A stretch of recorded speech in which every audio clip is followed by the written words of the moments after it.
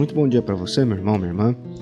Nosso evangelho hoje está em João capítulo 5, dos versículos 31 ao 47. Mais uma vez, temos aqui um longo trecho proposto para a reflexão de hoje. E naquele tempo, Jesus estava ainda falando com os judeus, dizendo que o testemunho que ele dava era dele mesmo e que disso nada valia. Que havia outro que dava testemunho dele e dava um testemunho verdadeiro.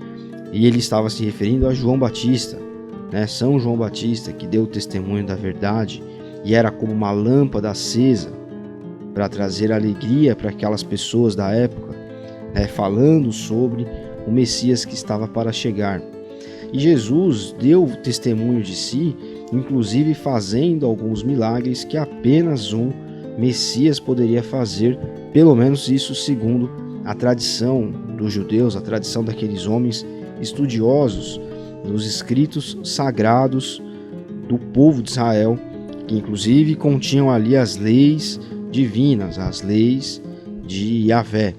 E quando Jesus vem, ele chama esse Deus Yahvé, que significa, essa palavra significa divindade, ele chama essa divindade de Pai. Então ele traz uma outra realidade, ele alarga um pouco mais a visão desses homens sobre quem era aquela divindade que há tanto tempo eles cultuavam, conheciam e buscavam seguir as leis. Em Isaías há um texto dizendo algumas coisas a respeito do Messias, e aqueles homens olhavam para esse texto e enxergavam ali milagres feitos que apenas um Messias poderia fazer. Por exemplo, Jesus, em uma determinada passagem do seu evangelho, cura um homem cego de nascença. E as lideranças religiosas vão até esse homem, questionam se ele havia nascido cego, não dando crença na palavra dele, vão até seus pais, não dando crédito na palavra dele, vão até os seus pais e conversam com seus pais, e eles afirmam que de fato esse homem, seu filho, havia nascido cego. E por que tudo isso? Porque, segundo a tradição e os estudiosos, as lideranças judaicas da época, curar um cego de nascença era um milagre que apenas o Messias poderia fazer. E há alguns outros, como fazer com que como se colocar acima de um demônio, Havia um homem mudo e o que ele fazia com que ele fosse mudo era um demônio.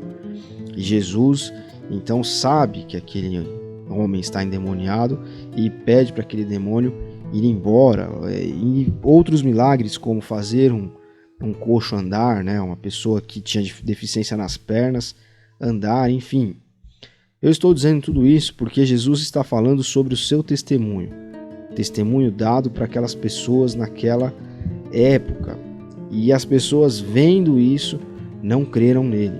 Tanto que depois a dicotomia do ministério de Jesus muda, não é mais ver para crer, mas é crer para ver. E aí o homem vem e fala: olha, meu filho está doente, está morrendo, e Jesus fala: pode voltar, porque quando você chegar lá seu filho vai estar curado. Então pela fé você verá acontecer. E no caminho de volta aquele homem conversa com seus empregados, e os empregados dizem: olha, mais ou menos há 1 hora ele melhorou. E o homem se lembra de que foi nesse instante, mais ou menos nesse mesmo momento, que Jesus falou para ele voltar. A mulher do fluxo de sangue, da hemorragia, ela teve fé de que seria curada, e a fé fez com que ela visse o milagre. Então a dicotomia muda, e assim está até os dias de hoje. Assim nós devemos encarar a vida com Cristo. E quando nós nos afastamos de Jesus, nós deixamos essa visão, nós começamos a crer em outras coisas. E eu não estou dizendo só em âmbito religioso, eu estou dizendo muitas vezes quando nós deixamos o nosso coração ficar endurecido e vamos com o tempo perdendo a fé, e vamos acreditando que são as nossas habilidades, a nossa força, o nosso esforço que vão fazer com que nós alcancemos os objetivos da nossa vida.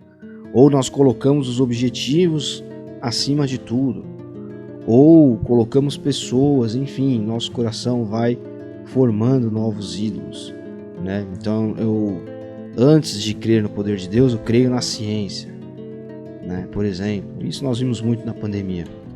Então, que a partir desse evangelho de hoje nós nos lembremos de que Cristo deu testemunho de si mesmo. E Ele dá testemunho de si mesmo a nós. Nós precisamos crer para vermos as coisas acontecerem. Que essa realidade não se distancie de nós. Que nós possamos estar agarrados a essa forma de viver a fé e que nós estejamos protegidos de qualquer tipo de ídolo que possa ocupar o lugar de Deus em nosso coração. Deus abençoe você.